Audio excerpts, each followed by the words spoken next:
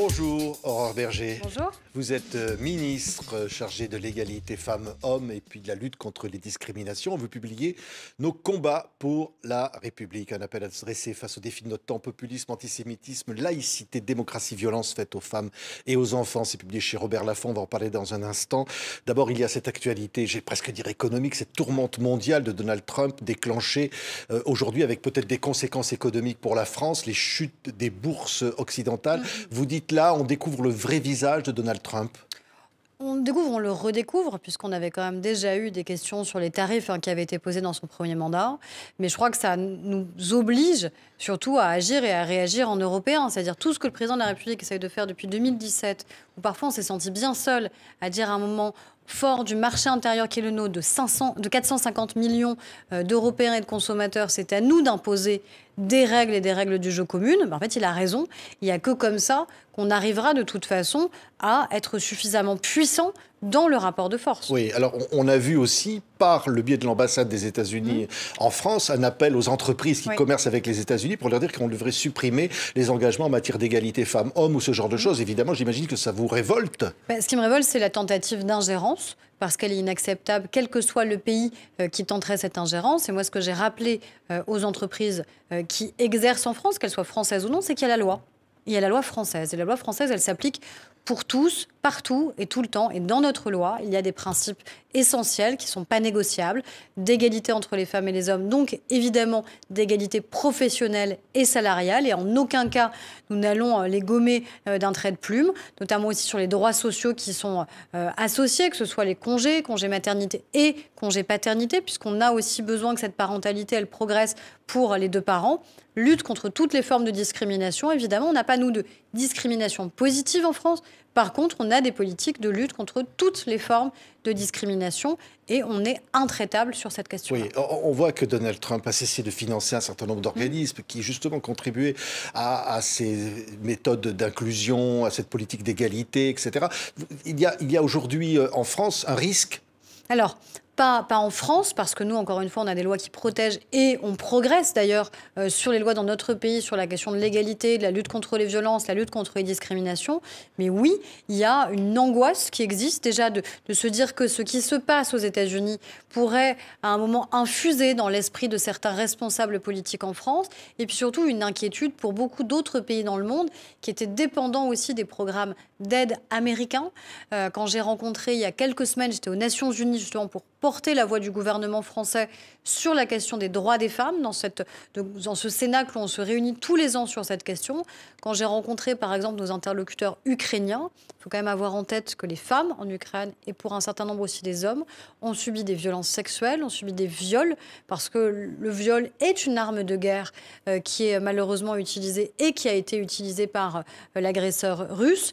Eh bien, ces programmes de reconstruction des victimes de violences sexuelles, qui étaient en grande partie financés par les États-Unis, se sont arrêtés du jour au lendemain. Donc c'est partout dans le monde des grands programmes, que ce soit sur la malnutrition, que ce soit sur la santé des enfants, la lutte contre les violences sexuelles, l'éducation des enfants, qui sont mis en péril parce que les États-Unis représentaient une part importante du soutien financier à ces programmes. Et la menace sur le droit à l'avortement, alors l'avortement est protégé en France, mais ça peut s'étendre, l'imitation à l'IVG.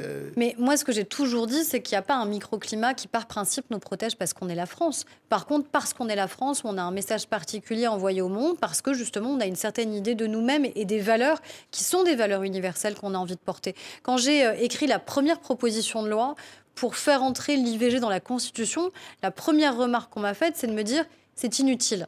C'est inutile. Regardez, en France, l'IVG n'est pas contestée. C'est pas vrai. Il y a toujours eu des contestations qui existent sur l'IVG.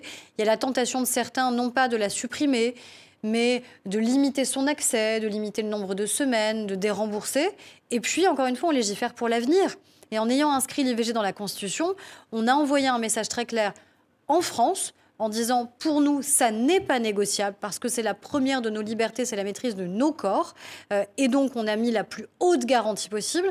Mais c'est aussi un message qu'on a envoyé au monde pour toutes les femmes qui, à travers le monde, n'ont pas accès aux droits sexuels et reproductifs et donc à la maîtrise d'elles-mêmes et de leur corps. Donc oui, c'est aussi pour ça qu'on agit, en étant très lucide sur le fait que les droits restent fragiles, qu'il reste des combats qu'on doit en permanence porter et remettre sur le métier, et qu'en France, oui, ça n'était pas négociable. Oui, on a entendu le président américain prendre appui, soutenir Marine Le Pen, dire libérer Marine Le Pen, se plaindre finalement de sa condamnation pour détournement de fonds dans l'affaire des assistants parlementaires.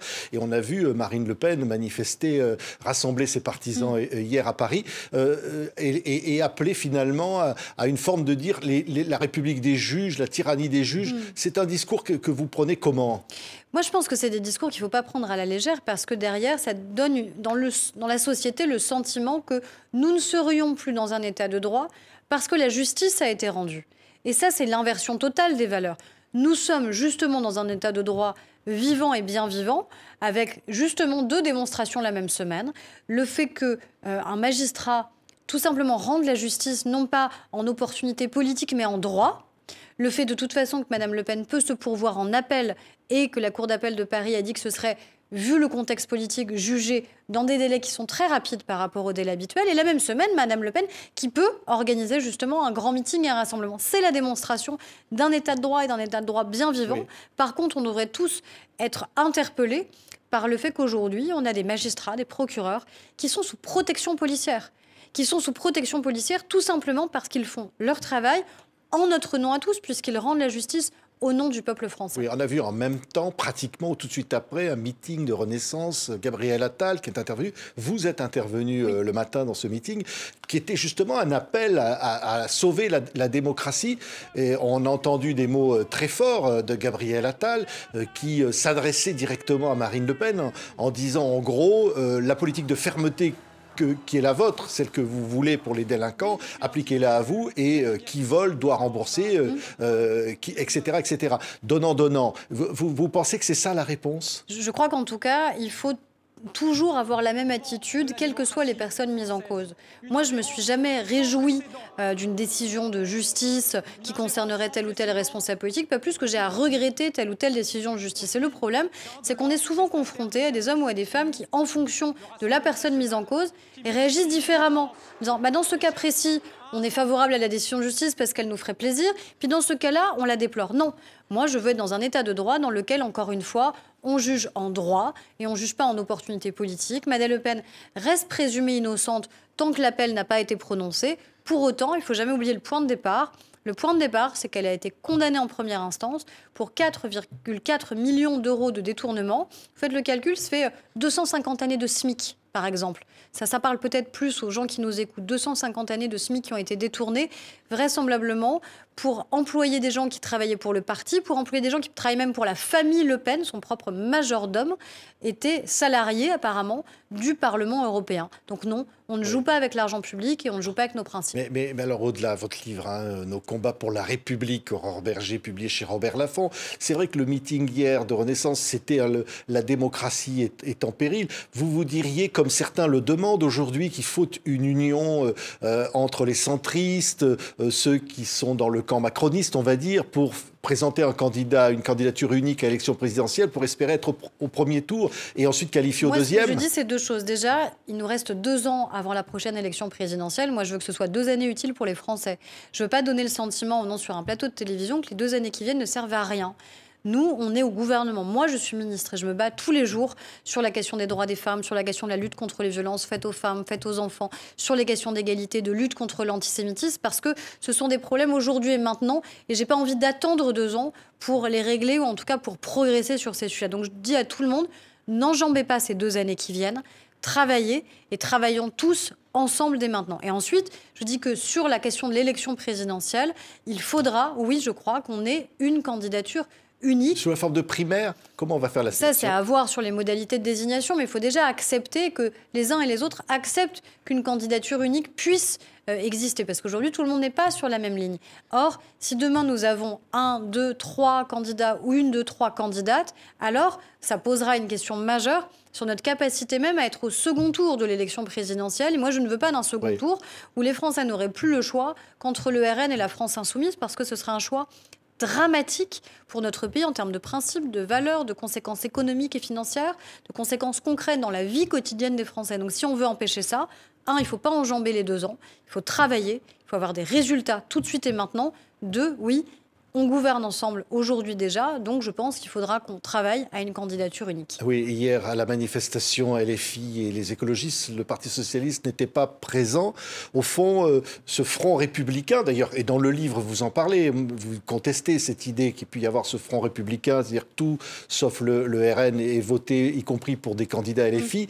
Vous n'étiez pas d'accord avec ça. Vous dites, au fond, on peut s'allier avec les socialistes, on peut s'allier avec un certain nombre de gens contre le RN, et c'est ni RN ni LFI toujours. Moi, je crois à la clarté politique. Et je pense qu'à partir du moment où vous avez une élection législative, il n'y a pas que les 2 candidats arrivés en tête de l'élection législative qui peuvent se qualifier au second tour.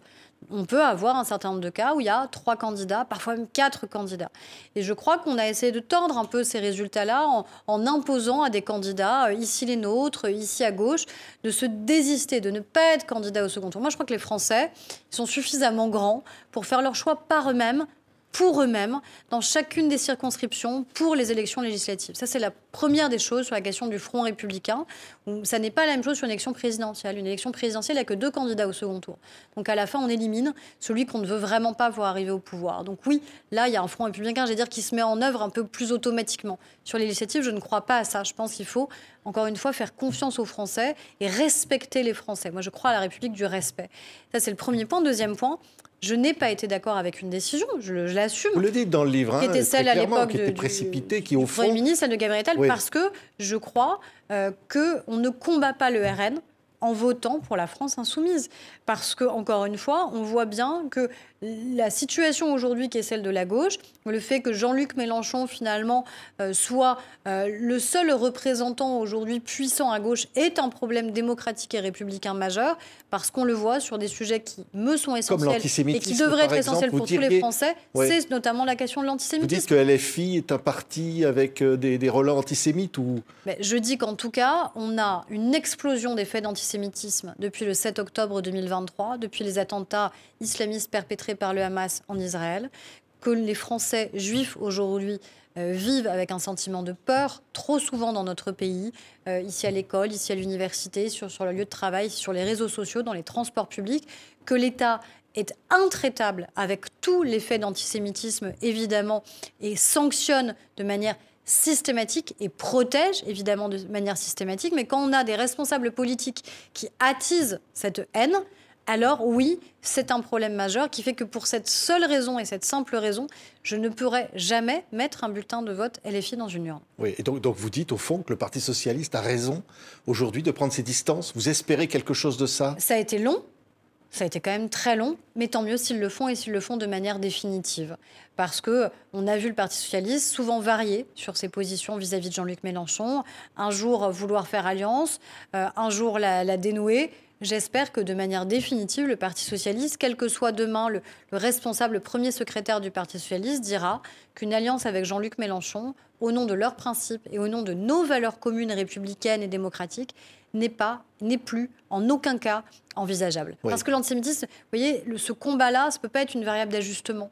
C'est aussi à ça qu'on mesure l'état de nos démocraties, la manière avec laquelle on lutte contre l'antisémitisme et avec laquelle on se sent chacun intimement concerné par cette violence et cette haine-là. Et donc, oui, ça ne peut pas être une variable d'ajustement. Et en effet, j'en parle dans le livre parce que je pense que c'est un des combats pour la République qu'on doit mener. C'est très important. C'est vrai que ce livre est très personnel, Aurore Bergé. Vous commencez d'ailleurs, c'est comme une lettre à votre fille, cette petite fille qui est née. Vous aviez caché votre grossesse pour mener campagne, parce que vous dirigiez le groupe majoritaire à l'Assemblée nationale. Dire une femme enceinte qui dirige une campagne électorale d'un groupe majoritaire, ça vous paraissait pas possible de montrer que vous étiez enceinte? Est-ce que c'était pas possible? Je sais pas, mais je sais que ça change le regard, ça change la perception. Combien de vos collègues, sans doute journalistes, ont-elles attendu le dernier moment pour dire qu'elles étaient enceintes? Pas parce que la direction les aurait cadenassées, mais parce qu'elles ont peur, en fait, des répercussions que ça peut avoir, de l'image que ça peut renvoyer, de la perception, d'une promotion qui ne viendrait pas en disant « non, je ne peux pas promouvoir une femme enceinte » et ainsi de suite. Donc moi, ce que je veux, c'est que les femmes se sentent en permanence libres d'avoir des enfants ou de ne pas en avoir, libres de pouvoir progresser dans leur carrière professionnelle. Et il y a trop de jugements encore aujourd'hui qui pèsent sur les femmes. La parentalité, elle pèse aujourd'hui beaucoup plus sur les femmes, les mères, que sur les hommes, les pères. Et ça, c'est un sujet pour notre société, parce qu'il y a tout ce que nous, on peut mettre en place au niveau de la loi, évidemment, sur la question de l'égalité professionnelle, de l'égalité salariale. Et on a eu de cesse de progresser et les écarts n'ont eu de cesse de se réduire. Mais sur les écarts qui persistent, c'est quand même beaucoup lié à la culture aussi, qui est la nôtre ou qui n'est pas encore la nôtre. Et je pense que oui, on a des marges de progression à faire encore. Et alors, donc, vous vous adressez à votre fille dans ce livre et vous lui dites, au fond, pourquoi je me bats? Et puis, c'est vrai que c'est un combat, d'ailleurs, c'est le titre du livre. Le combat est vraiment, c'est presque un combat physique. Vous racontez des joutes à l'Assemblée nationale, extrêmement difficiles. Vous racontez, et vous dites, je l'ai écrit dans ce livre, mais je ne veux pas y revenir forcément de manière orale, parce que c'était des choses extrêmement dures à vivre. Ce que vous avez vécu à un certain moment, quand vous accusez d'instrumentaliser les souffrances des femmes. Oui, parce que c'est aussi un combat physique, la politique. C'est un rapport de force qui existe et parfois certains cherchent à créer ce rapport de force physique, cette intimidation. L'Assemblée nationale, les gens ne le réalisent pas tant qu'ils n'y sont pas venus physiquement. D'ailleurs, quand ils viennent, ils me disent « mais c'est beaucoup plus petit que ce que j'avais imaginé ». Cet hémicycle, tout le monde se voit, tout le monde se sent. Et donc, oui, il y a des moments où vous vous sentez vraiment attaqué. Et donc, il faut être en capacité de dire, il faut être en capacité de riposter, il faut être en capacité d'attaquer. Et il n'y a rien de pire pour une femme en politique que de montrer, soi-disant, de la vulnérabilité. Et moi, ça m'est arrivé de montrer de la vulnérabilité à un moment. Mais ce n'est pas de la fragilité. À un moment, d'être sincère, ce n'est pas de la fragilité. D'avoir, dans son parcours personnel et intime, vécu des choses qui sont douloureuses, mais qui nous ont aussi transformés et qui nous ont permis peut-être d'avoir encore plus d'engagement sur des combats. Et moi, c'est mon cas. Mais comme des milliers et des milliers de femmes, malheureusement, ont eu à subir des violences, ça a été mon cas. C'est vrai que à un moment, je l'ai verbalisé à l'Assemblée nationale, dans un moment auquel je ne m'attendais pas du tout. Je n'étais pas venue pour parler de moi et de mon cas. Mais donc, c'est pour ça que j'y reviens dans le livre, pour expliquer pourquoi, à ce moment-là, je me suis sentie contrainte de le dire. Plus simple, en effet, de l'écrire que de le dire publiquement à l'oral. Mais parce que je veux en faire une force pour dire, voilà, comme des milliers de femmes, je l'ai vécu, mais comme des milliers de femmes, je suis debout. Comme des milliers de femmes, je continue à avancer. Et je me bats, surtout, pour que les femmes n'aient plus à le vivre, n'aient plus à subir les violences qu'elles subissent, et les accompagner dans un parcours qui est un parcours long de prise de conscience que les violences existent, parce que ce n'est pas si simple que de prendre conscience qu'on est en train de vivre des choses anormales, parce que les violences, ce n'est pas que les coups, ça ne commence pas par les coups, et garantir que la loi progresse. La semaine dernière, la loi a progressé, notamment au Sénat. On a fait évoluer la loi sur la question des violences faites aux femmes, ce qu'on appelle le contrôle coercitif. C'est-à-dire la notion du consentement? Alors non, c'est deux choses différentes. Le contrôle coercitif, c'est vraiment sur le champ des violences faites aux femmes dans le couple. Parce que, encore une fois, on a encore cette image que la violence, c'est d'abord les coups. Non, les femmes ne sont pas stupides. Si au premier jour d'une relation, on subissait les coups, on partirait en courant. Il y a d'autres choses qui se mettent en place. Plus lentes, plus insidieuses, plus efficaces sans doute d'ailleurs, de contrôle de vos relations, de contrôle de vos sorties, de vos fréquentations, de vos horaires, de votre compte bancaire, de vos dépenses, de votre métier, de vos relations. Et tous ces contrôles progressivement, ces interdictions progressives qui se mettent en place, et beaucoup de femmes l'ont vécu et savent le décrire, derrière, c'est ça qui provoque de l'isolement. Et dans cet isolement, c'est là que les violences peuvent naître, les violences sexuelles, les violences psychologiques, les violences physiques. Et donc, il faut apprendre à détecter, à repérer les signaux pour nous-mêmes, pour les autres, pour nos familles, pour nos sœurs, pour nos mères, pour nos entourages, pour nos collègues, pour nos amis, pour être une société non pas de la suspicion, mais une société vigilante, une société bienveillante, une société qui est prête à entendre que malheureusement, ce type de violence existe et qu'il faut qu'on se mobilise. Et alors, la question justement du consentement, c'est-à-dire au fond, ça n'est pas parce qu'une femme ne réagit pas, ou semble ne pas réagir, qu'on ne peut pas parler de viol. C'est un peu ça que vous voudriez qu'on comprenne. On a avancé là aussi à l'Assemblée nationale la semaine dernière, puisqu'on a adopté, l'Assemblée nationale a adopté une proposition de loi sur cette question-là, parce que la question des violences sexuelles, c'est un fléau. C'est un fléau pour nos enfants, parce que malheureusement, ils sont les premières victimes de ces violences sexuelles. 160 000 enfants chaque année qui subiraient des violences sexuelles, qui souvent se passent dans le huis clos familial, quand on parle de l'inceste, ou qui se passent avec des personnes qui ont autorité. Autorité parce qu'ici, on le voit dans l'affaire dite de Betaram, autorité aussi dans des cas emblématiques sportifs, mais il n'y a pas que des cas emblématiques, il y a encore des cas qui se passent là, tout de suite, maintenant. Et donc, il faut que nos enfants sachent, dès le plus jeune âge, qu'ils aient les repères et qu'ils sachent que personne n'a le droit de les toucher. Personne n'a le droit de leur faire du mal. Personne n'a le droit de violer leur intimité, leur intégrité physique. pour ça que je me bats sur l'éducation à la vie affective dès le plus jeune âge, dès l'école maternelle, pour que nos enfants aient des repères très clairs et pour se battre évidemment sur le champ de la loi, sur la question du consentement. Parce que c'est pas parce qu'une femme ne dit pas non qu'elle dit oui, qu'elle est d'accord, et puis qu'elle est d'accord pour toute la vie, ou qu'elle est d'accord pour tous les actes. Et ça, c'est ce qu'on doit changer dans la loi. On a fait un premier pas, une première étape très importante à l'Assemblée nationale sur ce sujet. Oui. Et au-delà, les mineurs victimes de viols, d'agressions sexuelles ou autres, qui effectivement se retrouvent devant des prescriptions, ne peuvent plus attaquer au-delà d'un certain temps. Et ça, vous êtes contre. Vous dites que ça devrait être imprescriptible. Oui, parce que je pense que c'est une violence supplémentaire qu'on inflige à ces enfants devenus adultes. Parce qu'on sait aujourd'hui, scientifiquement, on sait pourquoi ces enfants devenus adultes ont mis tellement de temps à dire, à libérer, à le dire, à se l'avouer à eux-mêmes, à le reconnaître, à le dire à leur famille, à le dire à leurs proches, à leur faire l'étape supplémentaire, que d'aller devant la justice, que d'être prêt à porter plainte. C'est une épreuve supplémentaire. Et au moment où ils sont prêts, on leur dit « c'est trop tard ». Et ça, cette phrase-là, elle est insupportable. Et ça reste dans la loi. Alors ça, moi, je me bats. Moi, j'ai déposé un texte. Fait allonger le délai de prescription. Mais moi, je me bats parce que j'ai un texte où il y a la question de l'imprescriptibilité en matière civile, parce que je veux plus jamais qu'encore une fois, un enfant qui a vécu des violences sexuelles, qui a vécu l'inceste, qui a vécu un viol, entende, devenu adulte, au moment où il est en capacité de parler, pas qu'il a envie ou pas de parler, c'est au moment où il est en capacité de parler, s'entendre répondre par la justice de notre pays.